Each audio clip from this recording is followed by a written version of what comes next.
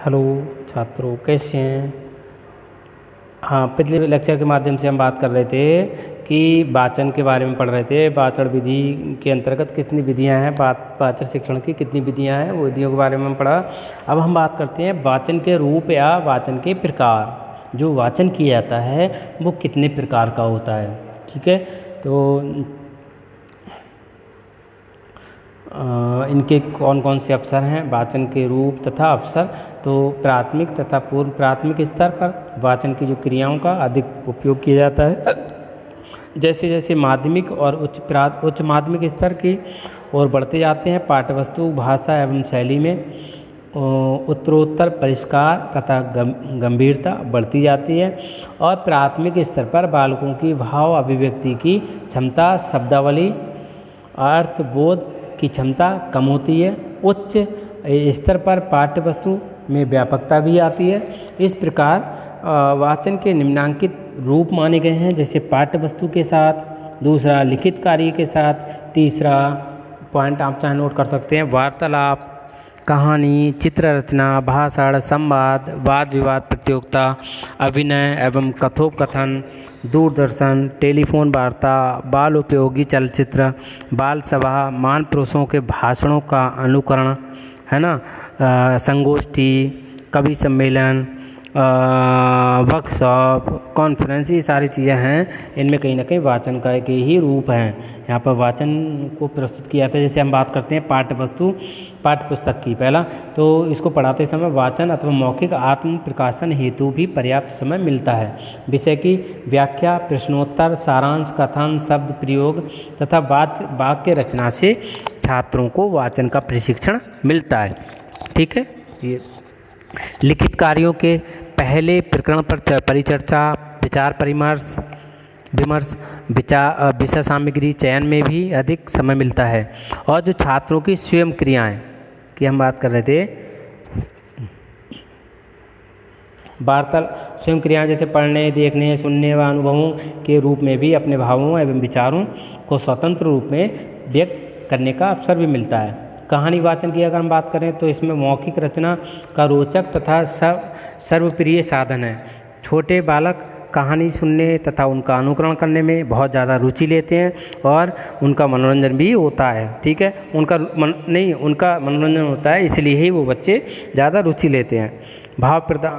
फिर चित्र रचना के आधार पर, तो कहीं ना कहीं चित्र रचना के आधार पर भी मौखिक आत्म प्रकाशन का अवसर तथा अभ्यास किया जाता है। छोटे बच्चे चित्र बनाने में अधिक ज़्यादा रुचि लेते हैं और इसमें उनकी क्रियाशीलता को भी अधिक अवसर मिलता है। चित्रों की सहायता से विषय वस्तु का वर्णन करने का अवसर मिलता है। भाव प्रधान चित्रों के आधार पर भी कहानी कहने का अवसर दिया जाता है, ठीक है। नेक्स्ट, अभिनय में भी बालक अपनी रुचि लेते हैं, ठीक है। इसमें भी मौखिक अभिव्यक्तियों का अच्छा अवसर मिलता है। बालकों का मनोरंजन तथा मनोविद भी होता है। और जो वाद विवाद प्रतियोगिता है उसमें वाचन की शिक्षा दृष्टि से अधिक उपयोग है इसका। और छात्र अभिनय में स्वयं भाग लेते हैं और उसकी पूरी पूर्व तैयारी भी करते हैं। भाषण तथा विचार विमर्श, तो अगर भाषण में अगर हम बात करें तो दूरदर्शन के कार्यक्रमों का जो प्रदर्शन है, टेलीफोन वार्ता है, फ़ोन पे भी बात करना है, तो कहीं ना कहीं उसमें वाचन का प्रयोग किया जाता है। बाल सभा है में जो बालकों की सभा कराई जाती है, उसमें छात्रों को मौखिक अभिव्यक्ति का भी अवसर मिलता है, ठीक है। और वाचन का प्रशिक्षण भी दिया जाता है। तो मुख्यतः अब बात करते हैं वाचन के प्रकार। तो वाचन के जो प्रकार हैं मुख्यतः वो 3 प्रकार हैं। पहला है सस्वर वाचन और दूसरा है, लिख लीजिए चाहे आप, वाचन के प्रकार। पहला है सस्वर वाचन, नंबर 2 मौन वाचन, नंबर 3 अध्ययन, ठीक है। तो सबसे पहले हम बात करते हैं सस्वर वाचन क्या है। सस्वर वाचन क्या है? ये जो है स्वर सहित वाचन को सस्वर वाचन कहा जाता है। इसमें छात्र पढ़ने के साथ साथ बोलता भी जाता है, मतलब पढ़ता है और बोलता भी। जैसे हम कविता पढ़ते हैं तो वहाँ पर हाँ पढ़ भी रहे हैं किताब कविता और उसका वाचन भी कर रहे हैं, बोल भी रहे हैं, ठीक है। इसमें 4 प्रतिक्रियाएं सम्मिलित मानी जाती हैं: लिपिबद्ध अक्षरों को देखना, पहचानना, शब्दों को समझना एवं उच्चारण करना और अर्थ ग्रहण करना। ठीक है, ये प्रतिक्रियाएँ इसमें मानी गई हैं। यानी सबसे पहले अक्षरों को देखना, पहचानना, समझना और उच्चारण करना तथा अर्थ ग्रहण करना। इसके दो भाग हैं, व्यक्तिगत और समवेत। इसी प्रकार मौन वाचन के भी दो प्रकार माने गए हैं, गंभीर और त्वरित। जैसे शाश्वर वाचन के दो रूप माने गए यहाँ पे, व्यक्तिक और समवेत। मैं इसकी पीडीएफ बना के भेज दूंगा आप लोगों को, ठीक है, इसको समझ जाओगे आप। तो इसमें शाश्वर जो वाचन है उसकी सावधानी क्या होनी चाहिए, नहीं बहुत कुछ है। इसके सबसे पहले हम बात करते हैं उद्देश्य। छात्रों को वाक्य रचना का ज्ञान कराना तथा उन्हें विभिन्न लेखन शैलियों से अवगत कराना, छात्रों को लिपि से स्पष्ट ज्ञान कराना, उनके शब्दों, मुहावरों एवं सूक्तियों के भंडार में वृद्धि करना, मानव जीवन के विभिन्न पक्षों का सामान्य ज्ञान कराना, ये शाश्वर वाचन का उद्देश्य है, ठीक है। छात्रों को गद्य का स्पष्ट अक्षरोच्चारण, यानी जो अक्षर हैं उनका उच्चारण, शब्दों का उच्चारण, शुद्ध शब्दोच्चारण, उचित ध्वनि, निर्गम एवं भावानुकूल बल तथा प्रभाव के साथ शाश्वर वाचन के लिए प्रशिक्षित करना। छात्रों को कविता का लय अनुसार, सही, एक लय के साथ वाचन करने हेतु प्रशिक्षित करना।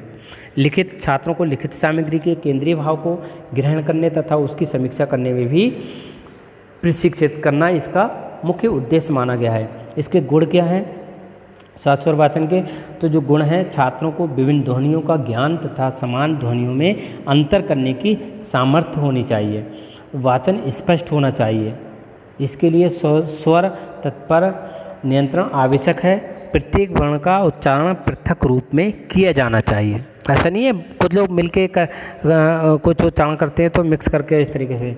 वाचन इतनी ज़ोर से किया जाना चाहिए कि सभी श्रोता सुन सके। 50 बच्चे बैठे होंगे, आप मिनट मिनट कर रहे हो, धीरे धीरे बोल रहे हो, तो 2 ही बच्चे आगे के सुन पा रहे हैं, बाकी का वो सुन ही नहीं रहे। तो आपको वाचन इस तरीके से करना चाहिए ताकि जो क्लास में, कक्षा में आपके जितने छात्र बैठे हुए हैं वो सभी सुन पाएँ। और ऐसा भी नहीं है 4 छात्र बैठे हुए हैं, आपकी जो आवाज़ है उसकी गति, वो उसकी जो ध्वनि है वो इतनी तेज़ है कि वो 50 सुन सके वहाँ, तो कहीं ना कहीं वो भी डिस्टर्ब होंगे बच्चे, ठीक है। ये इसके गुण हैं।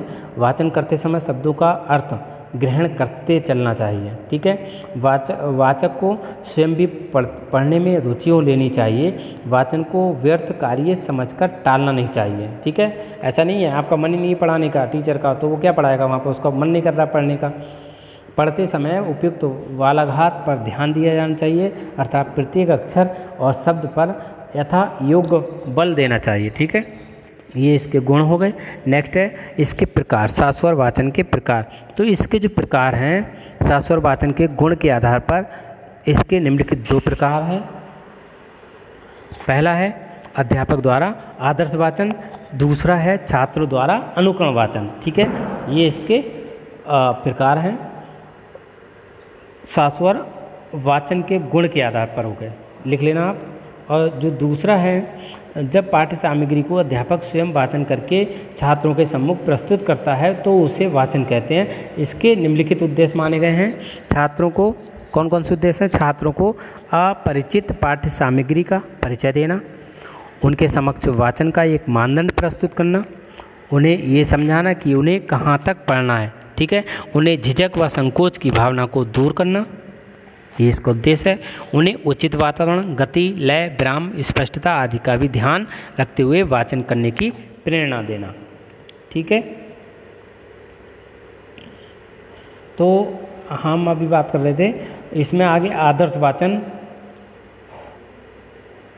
आदर्श वाचन के पश्चात छात्रों द्वारा अनुकरण वाचन किया जाता है। जब छात्र अध्यापक के आदर्श पाठ के अनुरूप वाचन करने का प्रयत्न करते हैं तो उसे अनुकरण या शाश्वर वाचन कहा जाता है, ठीक है। 2 तरीके हैं इसके भी अनुकरण वाचन के, कि जब शिक्षक पढ़ता है साथ साथ बोलता है, उसके साथ में बच्चे ही बोलते हैं, ठीक है। वो आदर्श वाचन और अनुकरण वाचन एक साथ हो जाता है। कभी कभी ऐसे भी कर सकते हैं आप, जब आप आदर्श वाचन करते हैं, आदर्श वाचन होता है कि जब आप किताब पढ़ते हैं, क्लास में वाचन करते हैं, ठीक है, कविता, गद्य या पाद्य जो भी पढ़ते हैं वो होता है आदर्श वाचन। अनुकरण वाचन होता है जब बच्चे पढ़ते हैं, ठीक है। तो यहाँ पर अनुकरण वाचन के उद्देश्य निम्नलिखित माने गए हैं। अध्यापक द्वारा किए गए आदर्श वाचन का अनुकरण करना, शुद्ध उच्चारण करना, वाचन में गति एवं प्रवाह का ध्यान रखना, ये सारे हो गए। ठीक है, ये अभी समझ में नहीं आएगा, मैं PDF बना के भेजूँगा, समझ में आ जाएगा आपके।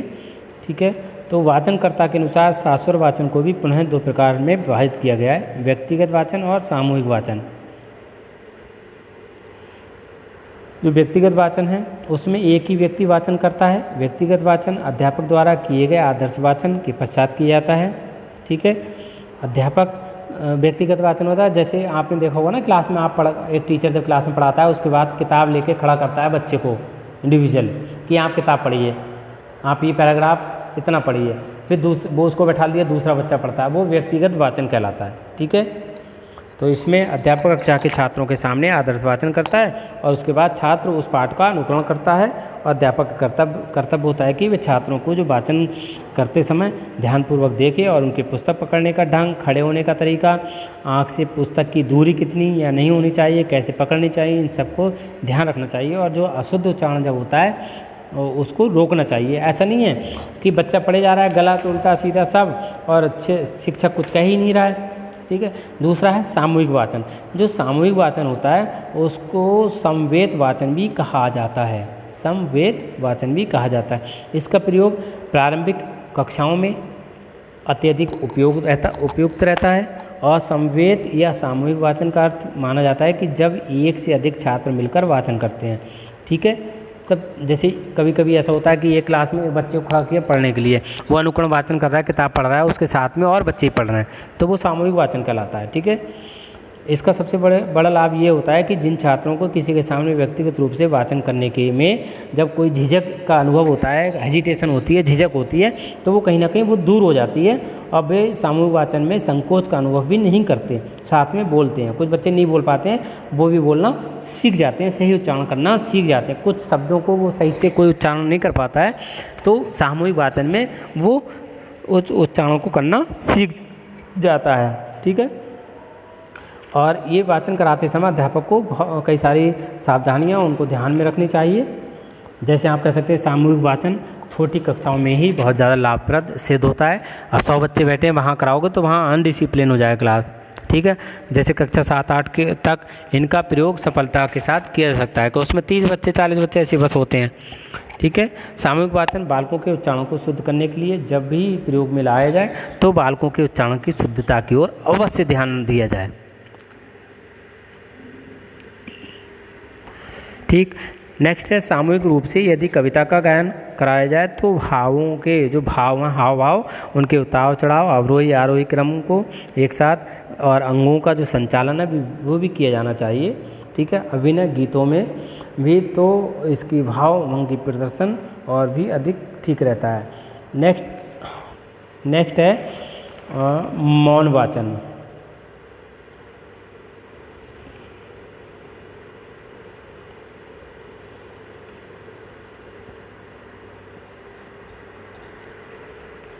ये पहला आप पढ़ रहे थे शाश्वत वाचन, अब है मौन वाचन। ठीक है,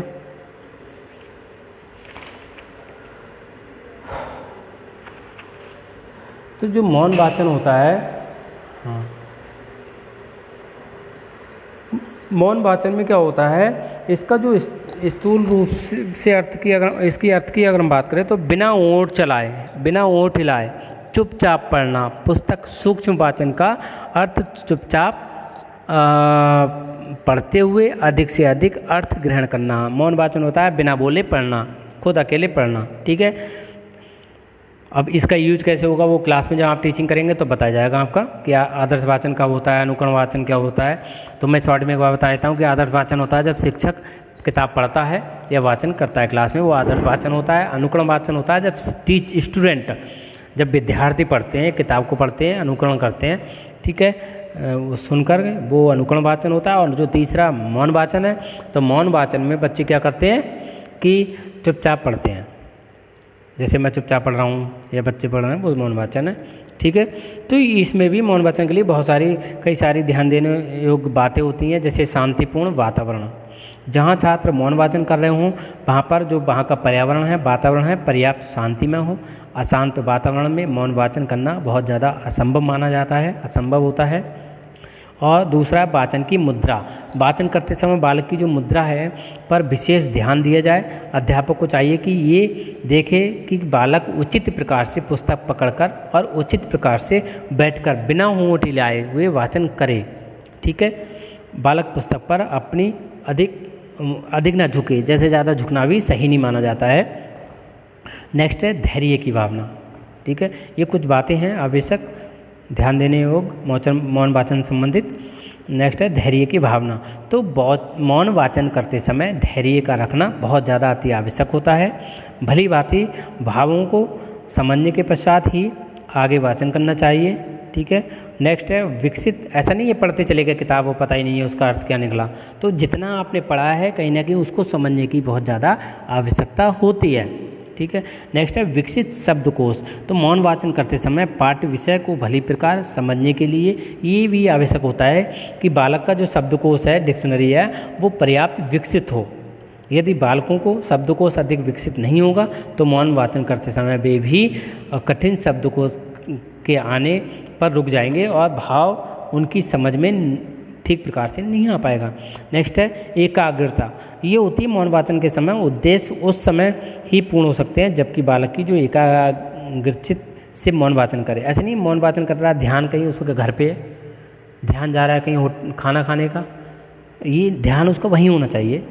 ठीक है, नेक्स्ट हम बात करते हैं मौन वाचन के उद्देश्य। तो इसके उद्देश्य क्या है? छात्रों को मौन वाचन का अभ्यास कराना जिससे वे कम से कम समय में अधिक से अधिक सामग्री को आत्मसात कर सकें और छात्रों के शब्दकोश का विकास करना, उसे सक्रिय शब्दकोश में परिवर्तित करना और छात्रों की बोध शक्ति को विकसित करना जिससे वे पढ़े गए विषय को भली प्रकार समझकर उसका यथास्थान प्रयोग कर भी सकें और बालकों की जो मनन तथा तार्किक शक्ति को विकसित करना, छात्रों में अधिक से अधिक साहित्यिक रुचि उत्पन्न करना।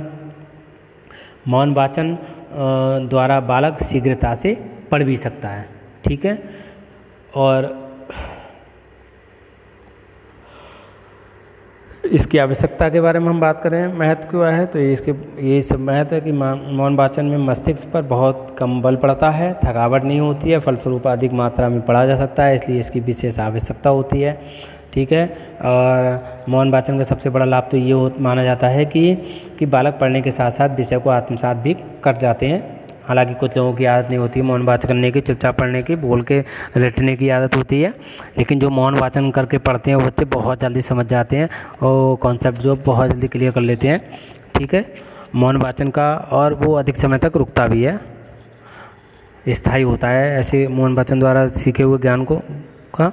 मौन वाचन का जो अभ्यास हो जाने के पर छात्रों को गृह कार्य देने में भी सरलता हो जाती है। स्वाध्याय की आदत मौन वाचन द्वारा ही डाली जा सकती है, सेल्फ स्टडी की। ठीक है, बालकों में पुस्तक पढ़ने की रुचि उत्पन्न होती है और वे अवकाश के क्षणों में भी जब अवकाश का समय होता है तो उपयोग पुस्तक पढ़कर ही करते हैं। खाली टाइम का जो प्रयोग करते हैं वो किताबें पढ़ के करते हैं। बहुत लोगों को, बहुत बच्चों को, कुछ लोगों को बहुत ज़्यादा शौक होता है पढ़ने के, किताबें पढ़ने का। ठीक है, तो नेक्स्ट हम बात करते हैं मौन वाचन के प्रकार। तो ये दो प्रकार के होते हैं, गंभीर मौन वाचन और त्वरित मौन वाचन। तो गंभीर मौन वाचन वो होते हैं प्रत्येक शब्द, वाक्य तथा भाव पर गंभीरता पूर्वक विचार तथा मनन करना है। अध्यापक को चाहिए कि छात्रों को गंभीर मौन वाचन के लिए निम्नलिखित नियमों को समझा दे जिससे छात्र गंभीर मौन वाचन कर सकें। जैसे वाचन का प्रयोजन सदैव दृष्टि में रखना चाहिए। ठीक है, और वाच्य वस्तु है, पाठ वस्तु है, उसके विभिन्न अंशों को दिए जाने वाले समय की मात्रा को आवश्यकता अनुसार बदलते रहना चाहिए। प्रत्येक अनुच्छेद के केंद्रीय विचार को दृढ़ता से ग्रहण करते हुए चलना चाहिए। पूरी बात को पढ़ने के बाद उसकी एक रूपरेखा मन में बना लेनी चाहिए। ठीक है, और पढ़े हुए पर टिप्पणियाँ लिखते चलना चाहिए। ठीक है, और दूसरा है त्वरित मौन वाचन। त्वरित जो मौन वाचन होता है उसका उद्देश्य होता है कि विशेष रूप से मनोरंजन की प्राप्ति है। पुस्तकालय अथवा घर पर विभिन्न पत्रिकाओं तथा समाचार पत्रों का पढ़ना, इस प्रकार के मौन वाच से ही के अंतर्गत आता है, त्वरित के अंतर्गत आता है। ये त्वरित मौन पाठन होता है। जैसे अखबार पढ़ते हैं तो चुपचाप पढ़ते हैं, कुछ लोग बोल के नहीं पढ़ते हैं ना, तो ये त्वरित मौन वाचन है। ठीक है, नेक्स्ट हम बात करते हैं मौन वाचन के दोष। तो मौन वाचन के दोष हैं कई सारे। तो जैसे व्यक्तिगत विभिन्नताओं के कारण भी सभी छात्र मौन वाचन से लाभान्वित नहीं हो पाते हैं। जैसे मैं बता रहा था अभी कि कुछ लोगों की रटने की आदत होती है, तो वो मौन वाचन करने में असफल रहते हैं, नहीं कर पाते हैं और वो नहीं सीख पाते हैं। कुछ विद्यार्थी सुनकर शीघ्र समझ लेते हैं, कुछ लोग पता है दूसरे की आवाज़ सुन करके समझ लेते हैं, तो उन्हें भी दिक्कत होती है। और कुछ देखकर, किंतु संभवतः सुनने वाले की संख्या देखकर शीघ्र समझने वालों की अपेक्षा अधिक कही जाती है, क्योंकि मौन वाचन में सुनने की कोई क्रिया नहीं होती है, अतः अधिकतर विद्यार्थी इससे लाभ नहीं उठा सकते, है ना। और इसमें क्योंकि सस्वर वाचन नहीं होता है और इस विधि से विद्यार्थियों में उच्चारण संबंधी त्रुटियों का परिष्कार संभव नहीं है। विद्यार्थियों में वार्तालाप की योग्यता का विकास नहीं हो पाता है तथा वे शुद्ध व अशुद्ध बोलने पर कोई अंतर नहीं समझ पाते हैं। ठीक है, ये हो गया आपका मौन वाचन। तो वाचन शिक्षण कंप्लीट हो गया। ठीक है, थैंक यू, धन्यवाद। हिंदी है लेकिन इंग्लिश निकलती है।